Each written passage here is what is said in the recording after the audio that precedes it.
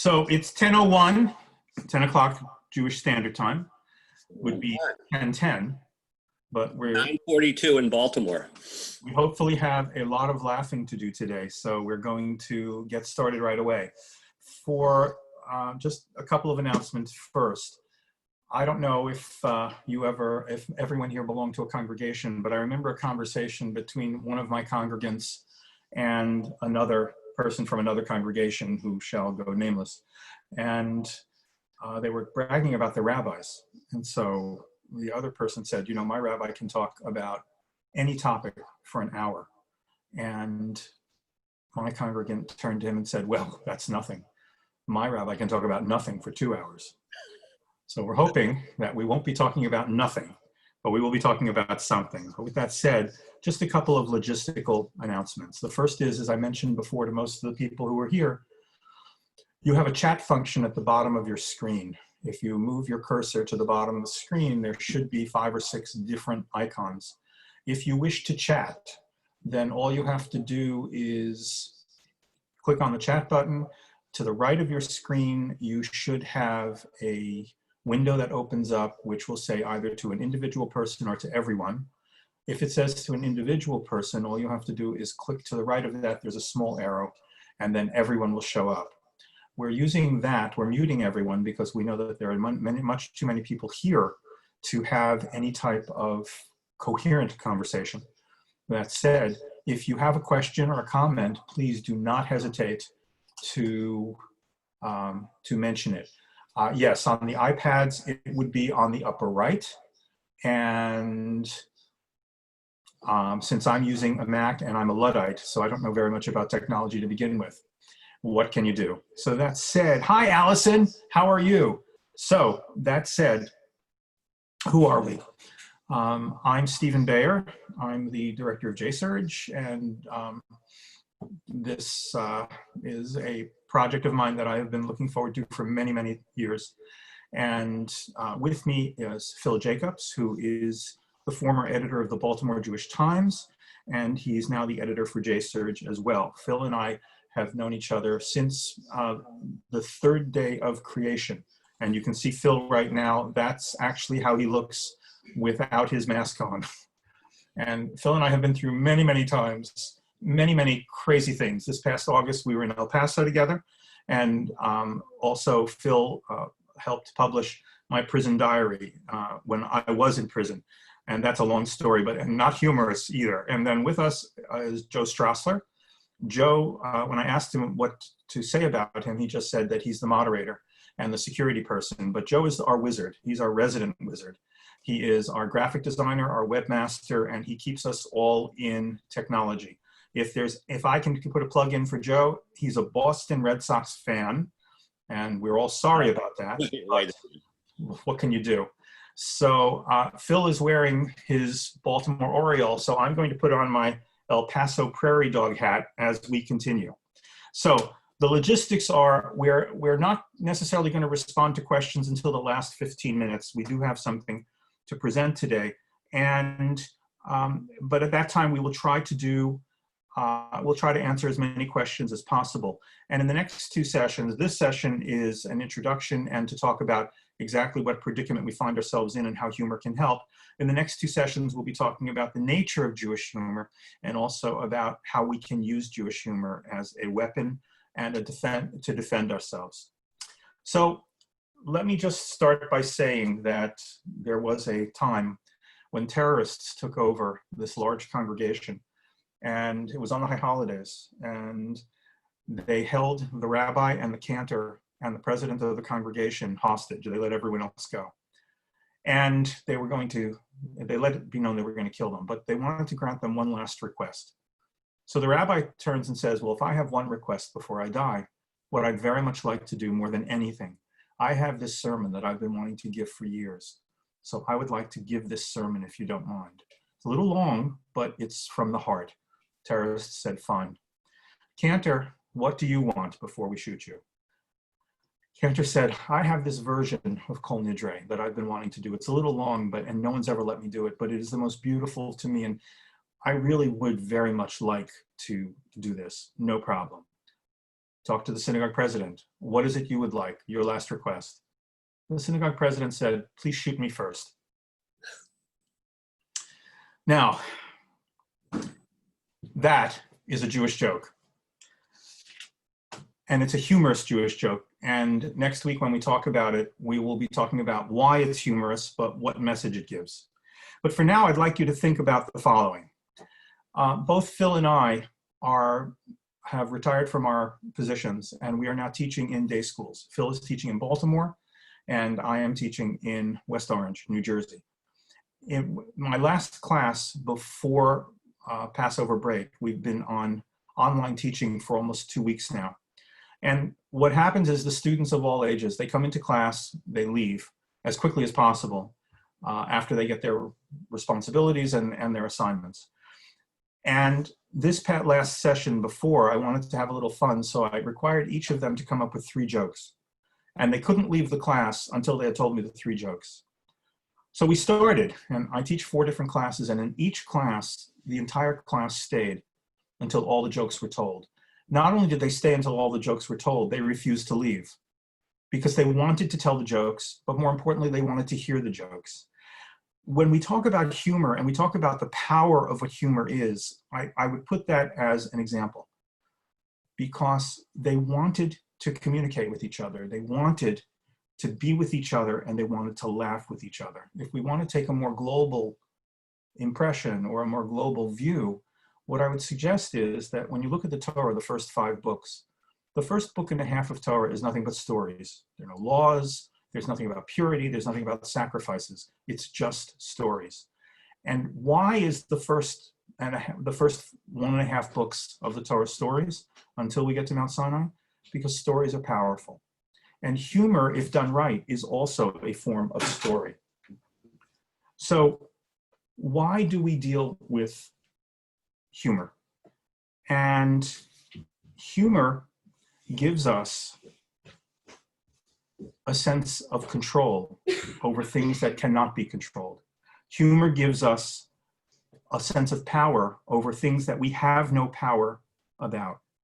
So we try to take control of the uncontrollable. This was best written by Norman Cousins, who wrote a book about the biology of hope, in which he uses humor as a therapeutic tool. So when the synagogue president says, shoot me first, he really is trying to take control of an uncontrollable situation. He doesn't want to hear the rabbi or the cantor. And in that, he's in the majority. Phil, take it away. Hi, everybody. Thank you for joining us on Sunday morning. So just a teeny bit of background. I worked when I was in college, and when I was first married, I was a bartender in a nightclub. And the nightclub had 3 shows a night on Friday nights and 4 shows on Saturday nights. And I worked in the part of the bar where the comedian and the singer would entertain, and I was in the service bar. So I heard the same jokes over and over and over again. The performers were there for like 2 weeks at a time, and we saw comedians going on the way up or crashing and burning on the way down. Same with the singers. And I would come home and at 3:30 in the morning, and the next morning my dad, Oliver Shalom, would be waiting for me, and he would say to me, so tell me some jokes. And I didn't remember any of them. So I just want to warn you ahead of time that I'm not good at the joke stuff, okay? But when it comes to this subject, I kind of hit the front lines of it. And as Steve said, I'm a teacher in a high school in Baltimore called Beth Tefillah. I have the fun task of teaching the history of the Holocaust to our 11th grade students. And there comes a point in that time of teaching that class where the kids are ready to burst. They've had enough. So in the curriculum, we put our foot on the brake a little bit, and we get real contemporary, and we say, can we talk about funny when it comes to something as terrible as the Holocaust? And the kids provide just very, very interesting insight, and typically the answer is yes. So we will show them the scene from the producers, Springtime for Hitler, to see how they react to that. At the same time, we also show the film to Holocaust survivors, and we ask them, can we use humor when it comes to something as tragic? And the kids have basically said that as long as we're not making fun of survivors, or we're really not making fun of the Holocaust, we're making fun of Hitler or World War II, it's okay to do. In fact, Mel Brooks himself has said kind of the same thing. And it's as long as we do it. If you go out and you look on the out there in cyberspace, it's not really difficult to find hatred out there and Holocaust denial. I mean, Deborah Lipstadt had to go to court over Holocaust denial. But I do show a couple of YouTubes to the kids, and just so you know, on your own time you can look up. There's an interesting YouTube. It's called Selfies at Auschwitz. You might want to check that out. Selfies at Auschwitz is where they fixed cameras along in Auschwitz just a couple years ago, and every other person is coming in and taking a selfie and having a nice big smile and having the kids in the picture, and they're dressed so nicely. And I show that to my class because I want to get a reaction from them. Is this okay? Is it okay to even laugh nervously about what you're going to see at Auschwitz, or if you know nothing about Auschwitz? The other thing is it's called YOLO. Holocaust, YOLO, Holocaust. YOLO is what millennials would say, you only live once, okay? It stands for you only live once. And an Israeli photographer took pictures, or he found images on Facebook of people doing all sorts of things at the Berlin Holocaust Museum. People were doing yoga poses, people were juggling, people were making out, people were making faces. And what he did was he photoshopped them doing their behaviors over actual pictures from the concentration camps. He put that on Facebook, and he let all the people know who had done this that they had a certain amount of time to take that down, or he would leave it up. Every single person who he found took down the images from their more contemporary images. So again, this whole issue of, can we joke about these things? It's even reached a point in contemporary life. There's a great documentary that you can stream on Amazon called The Last Laugh, where modern day comedians as well as old timers are asked, can you make a joke of something as terrible as the Holocaust? And we're going through a time now with the coronavirus where if it's not difficult to go on YouTube or anywhere in the cyberspace and ask that question, and you're getting early answers already from comedians. In 1978, Time magazine in an article said that something like 80% of all US stand-up comedians were Jewish. So it seems like a pretty high number, and it's probably less now, especially with stand-up on Netflix all of the time. Saul Bellow said that Jewish humor is combining laughter and trembling, one line that I particularly like. And Mel Brooks kind of wraps it up, and he says, if they're laughing, how can they bludgeon you to death?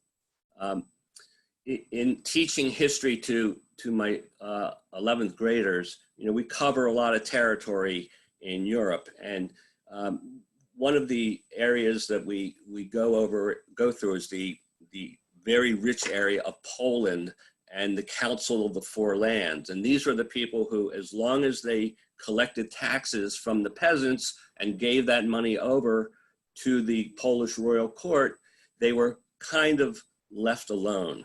And this is where the whole trope of Jews and money, many people say, originate, because the front line between the Jews and the peasants were the Jews collecting this money.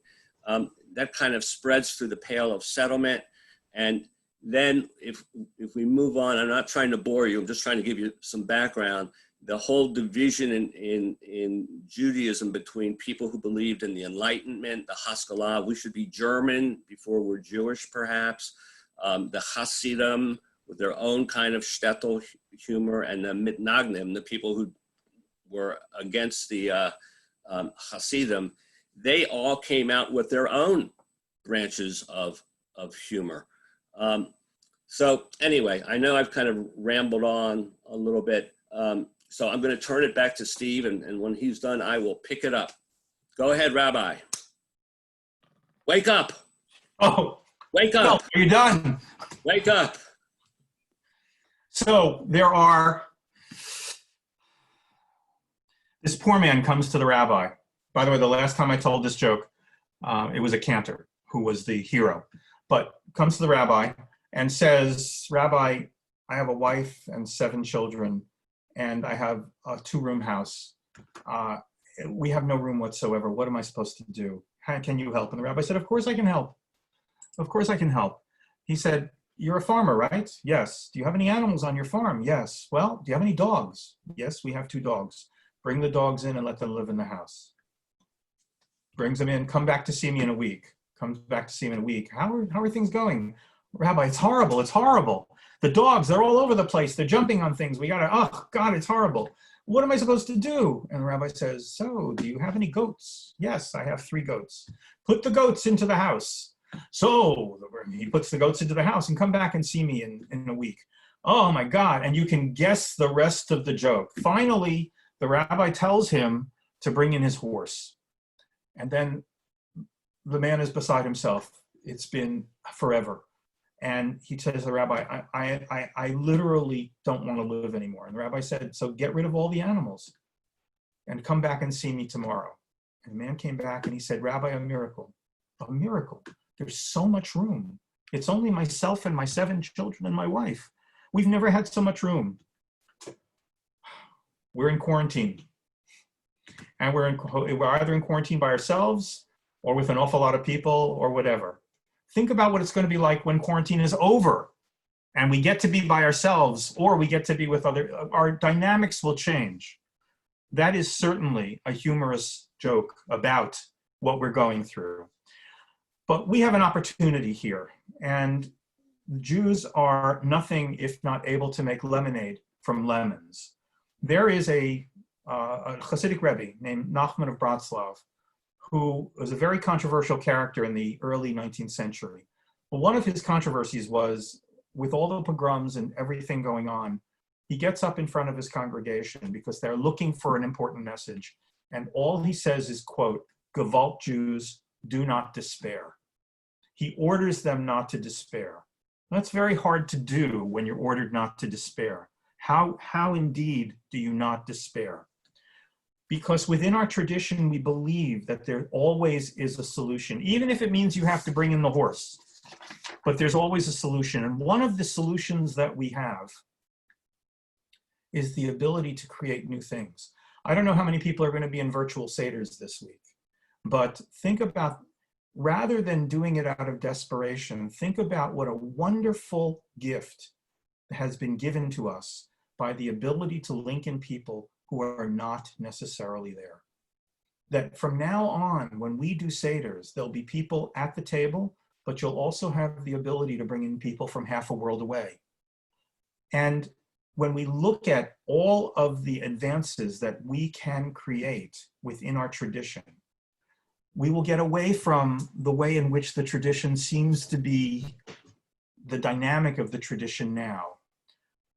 A new rabbi comes to a congregation, and it's Friday night, first Friday night he's there, and they get to the Shema, and they start the Shema, but as they start the Shema, half the congregation stands up and starts saying the Shema, half the congregation stays seated, and they start saying the Shema, and then the people who are standing start yelling at the people who are seated that maybe they should stand, and the people who are seated yell at the people who are standing that maybe they should sit.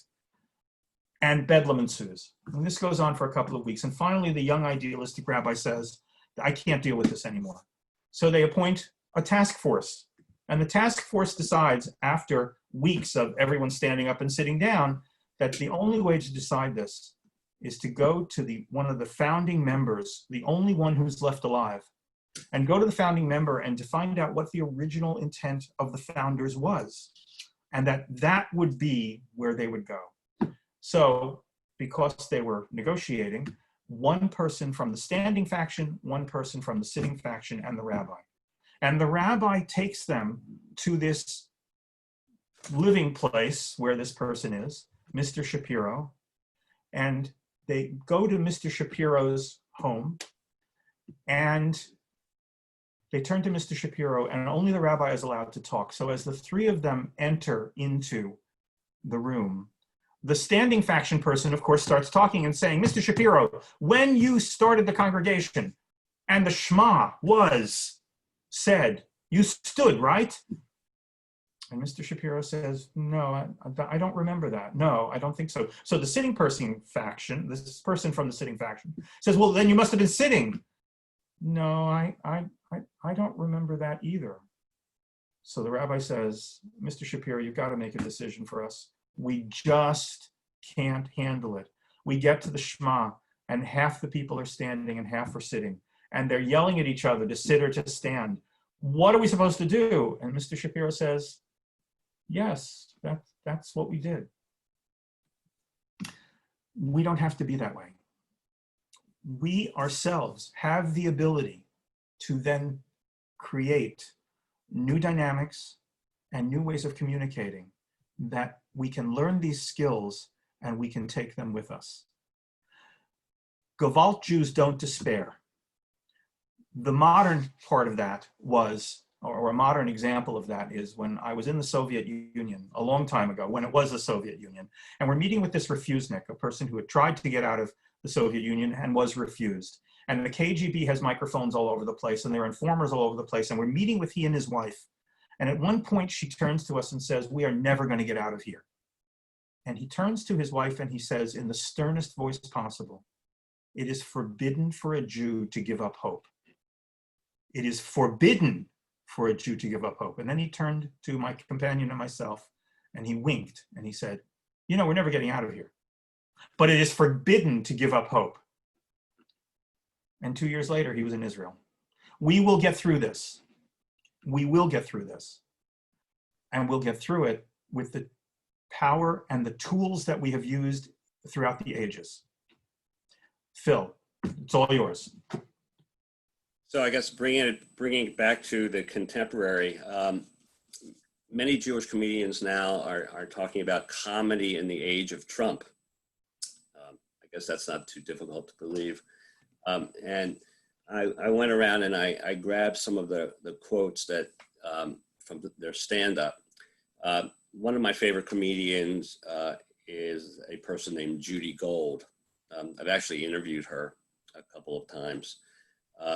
So she's very bold about her comments on the Holocaust. She says, I'm talking about the Holocaust on stage now. And she says, you're not going to tell me what to do. And she does a bit about buying a box of chocolates for her mother from Europe. And her mom sees the box and says, Judith, this is very nice. I appreciate it. But I just want to let you know that in 1943, there was a photograph of Hitler in his office, and on his desk was this brand of chocolate. So I've never eaten it.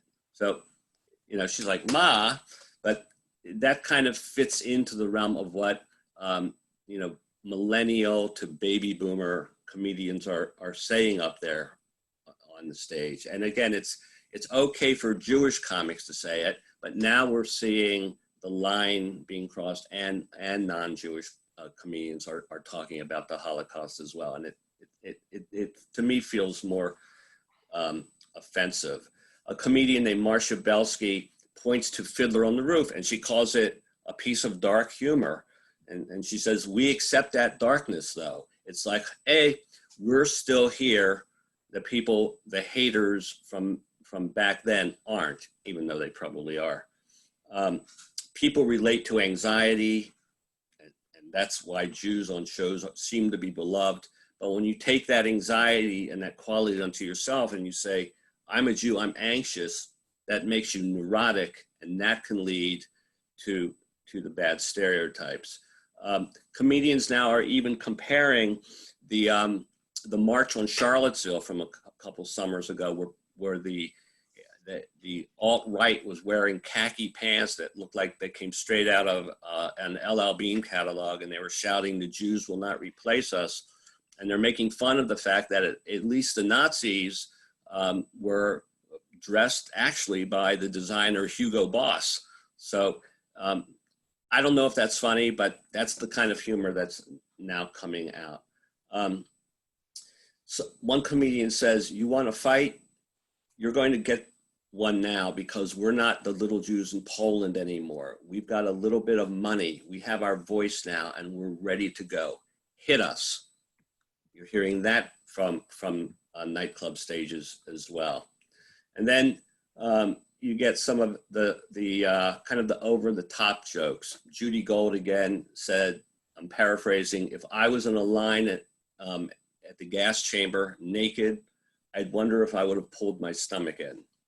So Sarah Silverman, who is one of my favorites, says, "My Nana was in one of the more upscale concentration camp. Instead of a tattoo on her wrist, she had the words bedazzled tattooed on her arm." So again, this is what you're hearing, but it comes of their family's experience. Again, it's an analgesic for suffering. You get these kinds of jokes. Two Jews are going to are plotting to kill Hitler, and they plan and they plan, and they know exactly where Hitler is going to be, and they go to his house and they're waiting for him. He's supposed to be there at 11 o'clock. 11:30 comes, he's not there. Noon comes, he's not there. Then finally, one says to the other, "He's late. You think everything's okay?" That's again a Jewish joke. There's two Jews in front of a firing squad. One says to the other, "Hold it a second. Don't we get a last request, like a last cigarette?" And the other Jew says, "Quiet, shh. You don't want to upset them." Okay. And I guess my favorite Jewish joke is about the man who is lying on his deathbed, and his daughter comes in, and he says to his daughter, "What is that smell?" "Oh, it smells like your mother's wonderful kugel. Oh, what I would do to have one last piece of that kugel before I die." So the daughter says, "Anything, Daddy, anything." And she runs out of to the kitchen, comes back about 15 minutes later, and she says, "Sorry, Dad, Mom says that's for the Shiva." Okay. And again, that is how we deal, I believe, with the anxiety. Is there such thing as a Jewish joke? The people who spend a lot more time studying this than I do say there absolutely is something to this. It's our community signal, if you will, to one another. So, Steve? So if I can respond to something that Phil said before, because Phil was just egregiously wrong in this, when he talks about Saul Bellow and Jewish humor, there is and from the late 60s, early 70s, there was an interview with Saul Bellow in which they asked Saul Bellow how he felt about being a Jewish author. And his response was, "There's no such thing as a Jewish author. There are American authors who are Jewish, there are Polish authors who are Jewish, there are Russian authors who are Jewish, but there's no such thing as as a Jewish author." So as would have it, they go to Basheva Singer and they say, Bellow says that there's no such thing as a Jewish author. And Basheva Singer says, he thinks about it and he says, "So maybe I don't exist." There is Jewish humor. And we hold a unique spot with the way in which we use humor.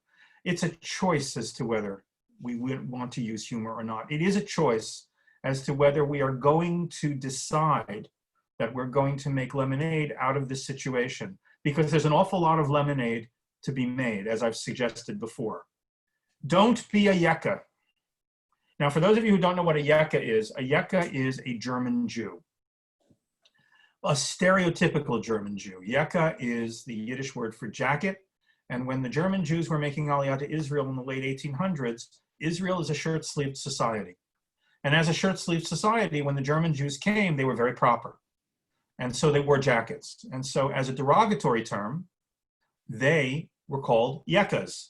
Of course, the German Jews didn't think it was derogatory. They thought it was actually a compliment.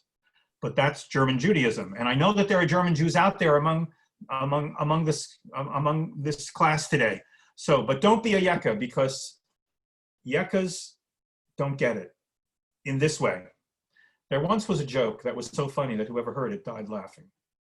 Now, a lot of people died until the author of the joke was arrested and he was brought to trial. And the judge said, I can't, under any circumstances, try this case without hearing the joke. And the defendant pleaded, Your Honor, how can I tell you the joke when you'll die? The judge said, but I cannot be a judge in this case. No judge could. So they made an agreement that the judge and the defendant would stay in the room together, and the defendant would tell the judge the joke. So the judge, they cleared the courtroom, except for one yeka who sat in the back and hid because he was curious. So the man told the joke to the judge, and the judge died, laughing. Oh, and the yeka died a month later. So when we talk about what we're going to be doing, don't be a yeka. We don't need to look for solutions after the fact. We are creating solutions even as we speak now. The coronavirus reminds me of this last story before I hand it to Phil and we start taking questions. It's once a jeweler who was on a plane, and he's sitting in first class, and next to him is this woman with this ring, and the ring has a diamond which is easily one of the largest diamonds he's ever seen. And the jeweler turns to the woman and says, ma'am, I hope you don't mind, but that's a real diamond. I'm a jeweler, I would know. She says, yes, it is. And he says, but ma'am, I'm a jeweler. That's probably one of the largest diamonds I've ever seen in my entire life. And I've never heard of it before. What is it? And she says, this is the infamous Plotniker diamond. And he says, ma'am, I've heard of the Hope diamond and I've heard of others, but I've never heard of the Plotniker diamond. Oh, that's because it comes with a curse. What's the curse, Mr. Plotnik? The coronavirus is Mr. Plotnik. We can make diamonds. One last story. There is a king who was gifted with a beautiful diamond, and it was one of his most prized possessions. And through an accident, it was scratched, and the king didn't know what to do. And he opened up his kingdom to anyone who would, in some way, fix the diamond. Now, of course, the diamond couldn't be fixed. But one jeweler came forward and said, I can make the diamond more beautiful. And he took the scratch and he etched in the petals of a rose, making the scratch the stem. And indeed, the diamond was more beautiful than it had been before. Our current situation is the scratch on the diamond.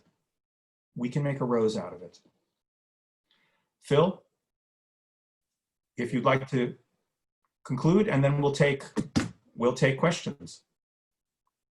I think that the best thing I can think of to conclude is comparing this a little bit to September 11th, 2001, 9/11. And we were all kind of in shock. I mean, I remember I was the editor of the Jewish Times at back then. It was approaching Rosh Hashanah. We had about a 200-page issue that had already gone to bed, and we had to tear up the entire 200 pages and start all over again. And I remember just walking to shul with people with almost like ghostly faces. And anyway, there was a couple weeks after after the tragedy, there was Saturday Night Live came back on live, and the producer of Saturday Night Live was hosting Mayor Giuliani and the fire chief and the police chief, and he came over to Mayor Giuliani and he said, well, can we be funny? And Mayor Giuliani thought for a minute and he said, why start now? So that was permission to, yes, it's time to begin living again, having humor again, careful humor, but still humor. So that is the power that victims have.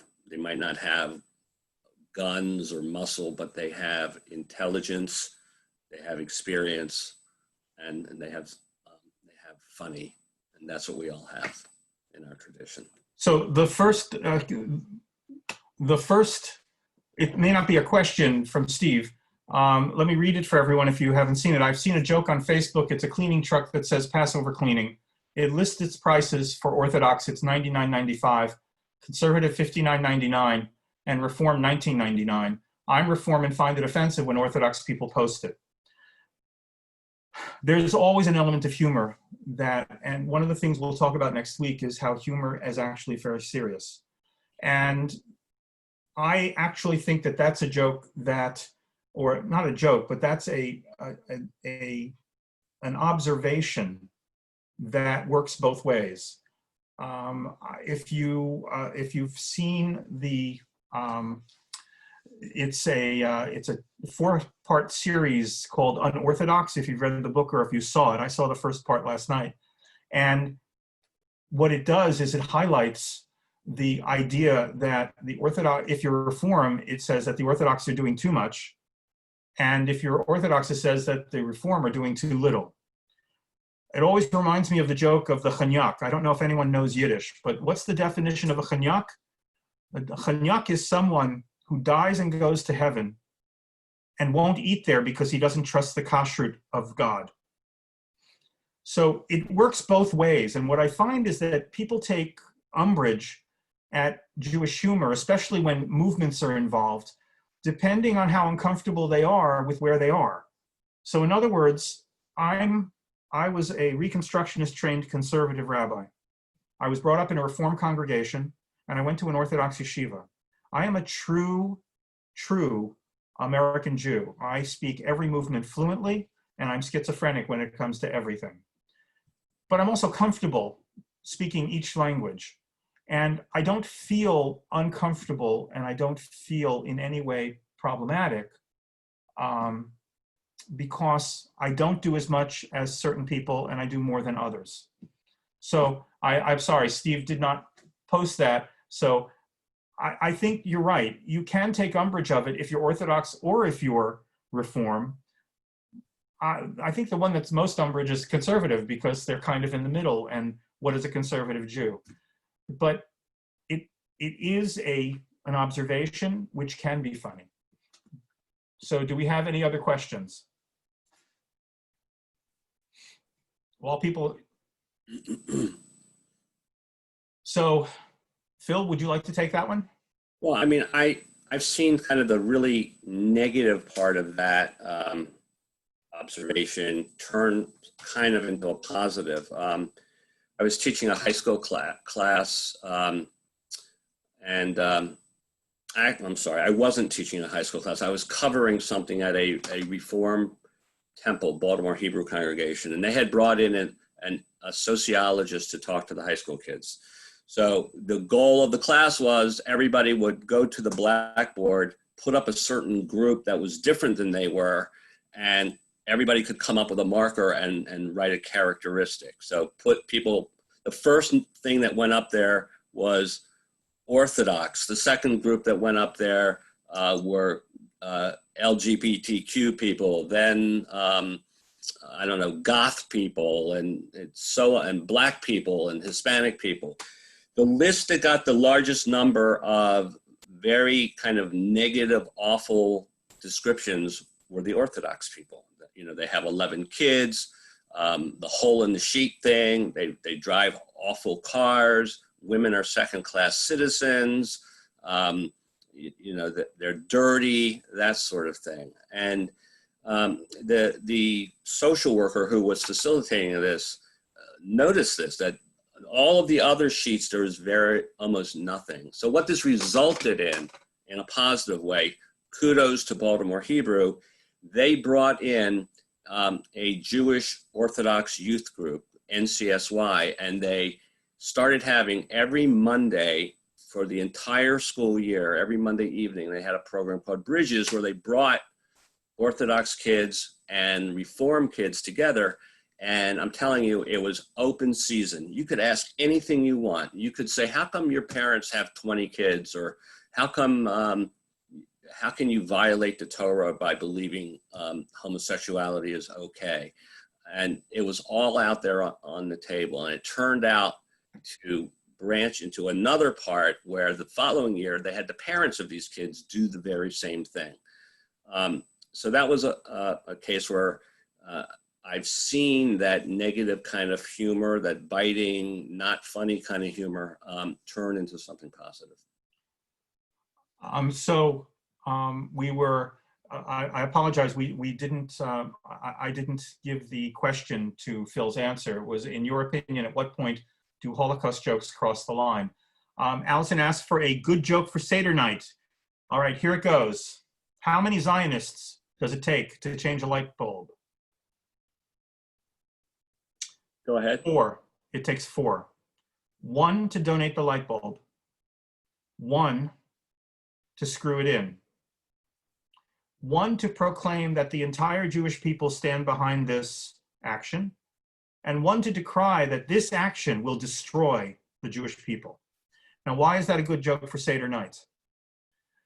4 sons, 4 completely different sons. And then let's bring in Sukkot.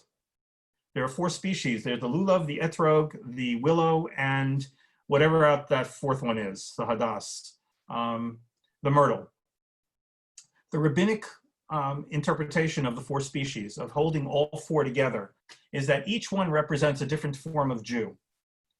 Each one, and one Jew is observant and gets it. One Jew gets it but isn't observant. One Jew doesn't get it and isn't observant, and whatever that 4th Jew is. But the teaching from the rabbis 2,000 years ago is you have to hold all 4 of them together, because if you don't hold all 4 of them together, you don't have a community. So it takes all 4 types. How many Zionists does it take to change a light bulb? It takes all 4 types, because the community has to stay together, even when they don't agree with each other. And then, how many sons are there, or how many children are there? There are 4, or 5 if you're Shlomo Riskin. And Stephen Riskin said that the 5th son, or the 5th child, is the one who's not sitting at the table. But you need all of them together. So that's the example. It's a good segue into next week, by the way, of a joke that is funny, biting, but also has a point to it as well.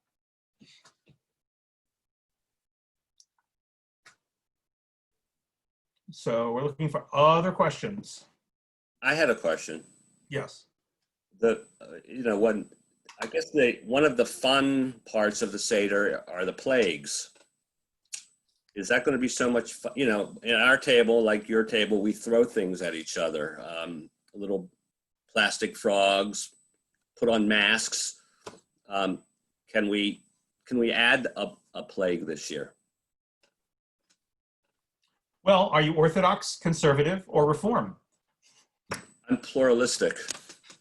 Of course you can add a plague. We can add anything we want to. We just have to, maybe we can add a mask. So when you're talking about adding or not adding, we have the rabbi who's leaving his congregation, and one of his congregants comes up to him and says, "Rabbi, we're so sorry that you're leaving. Really sorry that you're leaving. You've been here and everything." And so the rabbi says, if I had 30 congregants like you, I would have stayed. And the congregant is so pleased. And The rabbi says, no, you don't understand. If I had 30 like you, I would stay, but I have 100. Now, let's go the other way, which is after a high holiday sermon, the rabbi is approached by, this is a DC sermon. For those of you who are in DC, the rabbi is approached by someone who says, you know, Rabbi, I'm on this news program. I'm on CNN, and your sermon was so great that I'd like to put it on CNN. And the rabbi is flattered, and he said, well, yeah. He said, there's only one problem, Rabbi. You know, we have sound bites, so we've only got 2 minutes for you. Do you think you could edit that sermon so that it was only 2 minutes long? And the rabbi said, well, sure. Well, then why didn't you?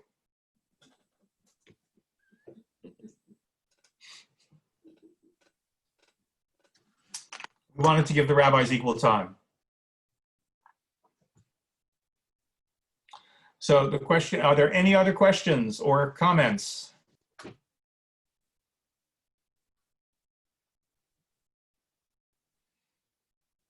If there are none, Phil, would you like to sum up? Well, thank you for having us, first of all, and please come back next time and we'll continue this discussion. It's good to talk about these things, I feel, especially during times like this, and as we prepare ourselves for Pesach. You know, some of us are ready and we're doing our regular things. Others of us are not there yet, and maybe won't get there yet, or maybe the spirit of Pesach will happen during the Seder, and it's going to be a different kind of Seder for many of us, because it's going to be for many virtual. Some of us are going to be alone. So until we meet again, you know, next year, instead of in Jerusalem, maybe it should be next year with other people. And but let's keep going with this. Okay, let's keep the discussion going. And thank you. So I would add that I think there are a lot of things that we could put into the Seder that would help. For instance, there's a Four Seasons song that goes, "Who loves you?" And that would be perfect. I think that the Seder this year should be spontaneously crazy. And don't be afraid to act out, because not only are you not sitting next to the person who's going to hit you, that you can always mute them. I think you should do as much as possible to have as wonderful a time as possible and create new customs that we can take forward and go from strength to strength. And hopefully we'll see everyone next week. Okay, thank you.